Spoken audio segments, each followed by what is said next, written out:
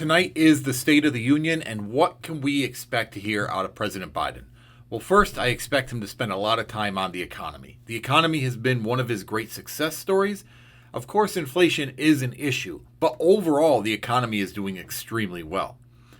I expect him to spend a lot of time on that, and then also to discuss some of the recent victories he's had and that he's working on for the American people, specifically things like the credit card fees that he's trying to reduce, and the fact that Republicans are fighting him along the way.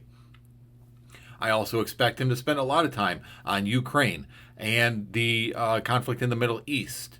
And where it's going to get a little ugly is when he starts to talk about the border. He's probably going to talk about the border and the bill that Republicans fought, or the Republicans killed, because Donald Trump told them to get a political victory. Now, it's probably going to get very contentious during that moment. That's probably where Lauren Boebert and Marjorie Taylor Greene are really going to pick up their heckling, although I imagine that's going to take place during the whole event.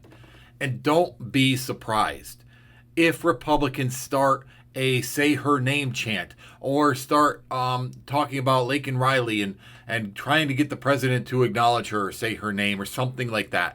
In some ugly way, they will use this young girl's death in an attempt to score a political point. Finally, I already mentioned it, but I expect Lauren Boebert and Marjorie Taylor Greene to be on their absolute worst behavior. I don't expect them to act like adults. So that'll be tonight. That's the State of the Union. I'll have a reaction video after it takes place.